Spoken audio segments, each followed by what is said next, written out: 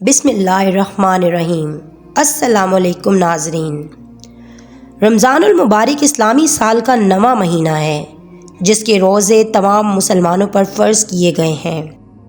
ماہ رمضان نہایت فضیلت والا مہینہ ہے جو نہ صرف مسلمانوں کے لیے عبادت کا موقع ہے بلکہ اس ماہ میں کئی ایسے واقعات بھی پیش آئے جن کی وجہ سے اس ماہ کی اہمیت اور بھی بڑھ گئی۔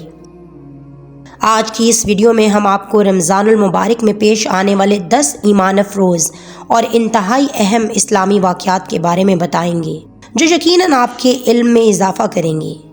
نمبر 1، نزول تورات۔ ناظرین، اللہ رب العزت نے انسانوں کی ہدایت اور رہنمائی کے لیے جو 4 آسمانی کتابیں نازل فرمائیں وہ سب رمضان المبارک کے مہینے میں ہی نازل ہوئیں۔ ماہ رمضان کی 2 تاریخ کو حضرت موسیٰ علیہ السلام پر تورات نازل کی گئی۔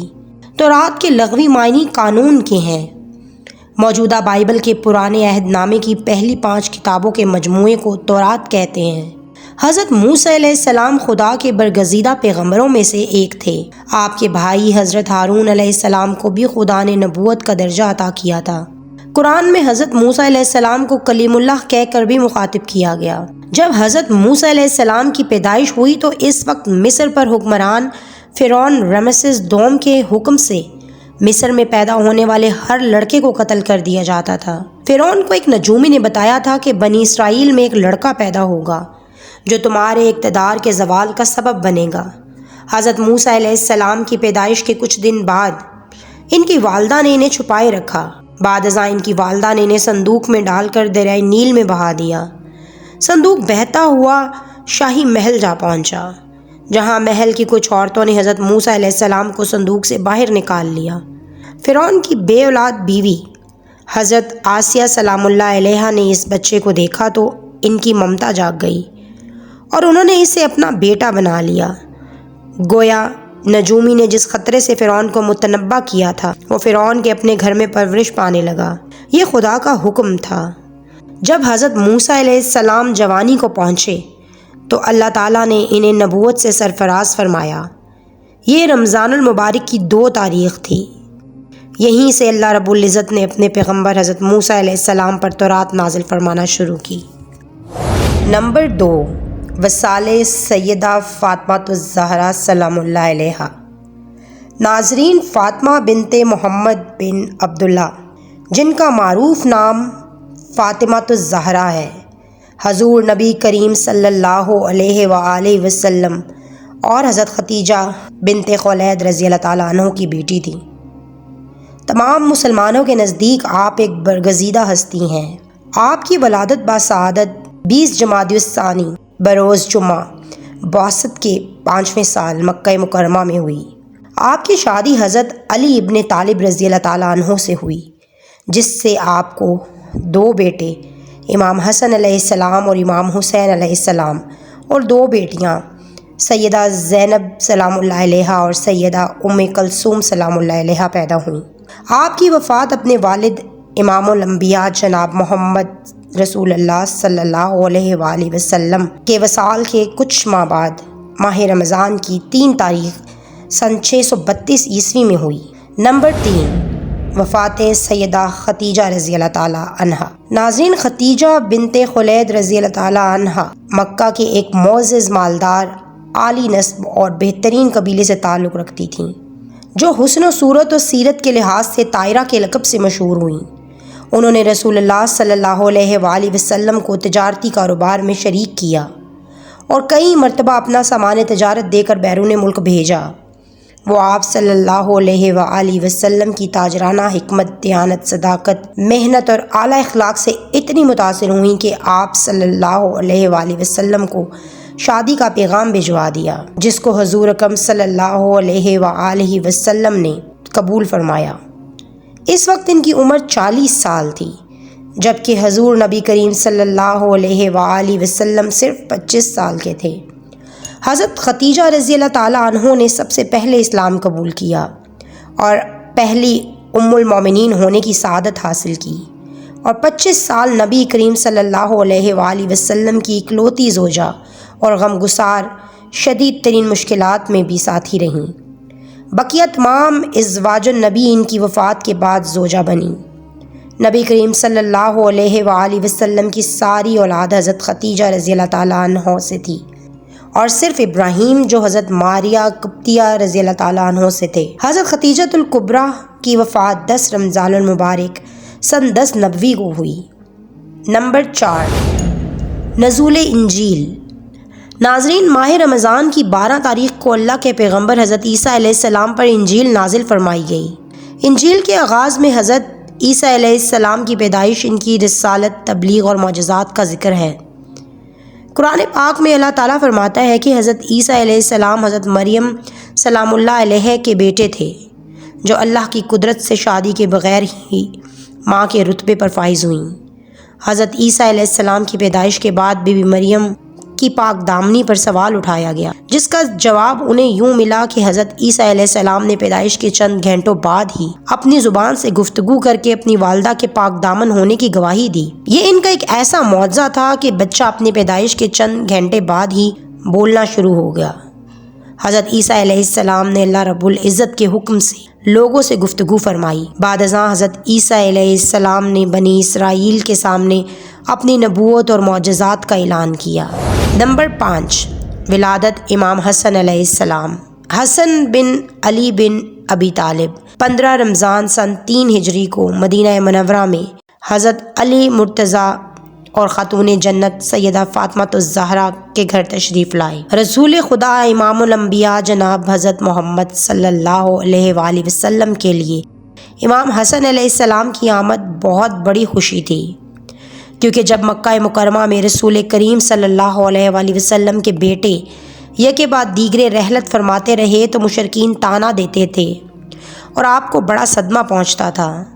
مشرکین کو جواب دینے کے لیے قرآن مجید میں سورہ کوثر نازل ہوئی، جس میں آپ کو خوشخبری دی گئی کہ خدا نے آپ کو کثرت اولاد عطا فرمائی ہے اور مقتو نسل آپ نہیں بلکہ آپ کا دشمن ہوگا۔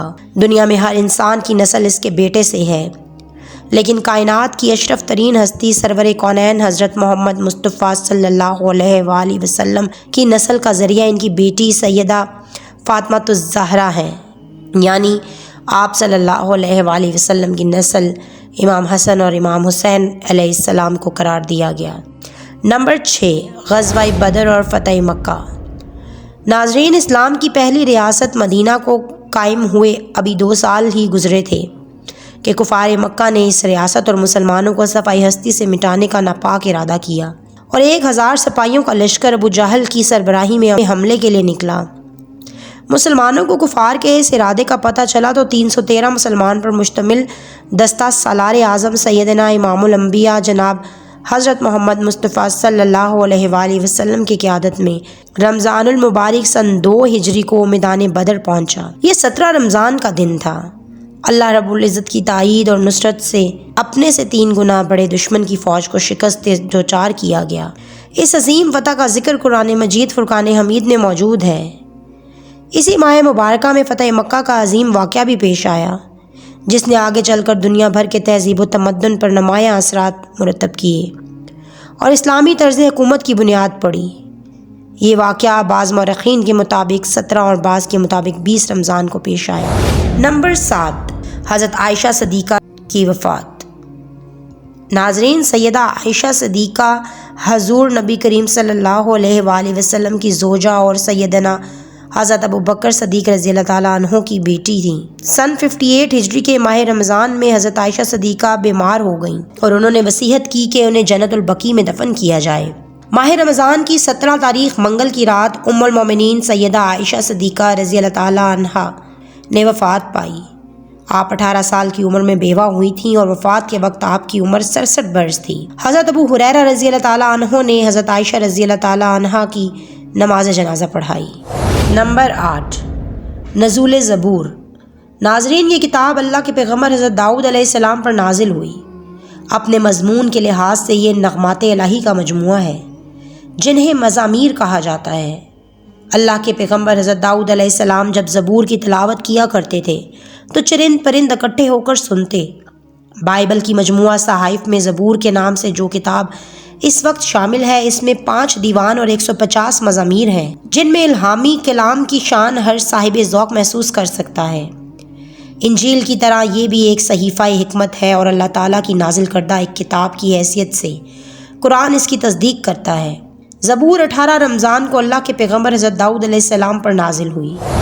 نمبر 9، شہادت امام علی علیہ السلام۔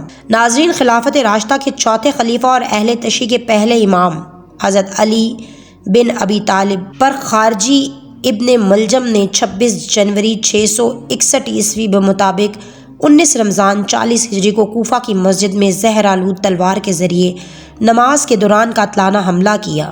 اس حملے کی وجہ سے حضرت علی کرم اللہ وجہہ زخمی ہوئے۔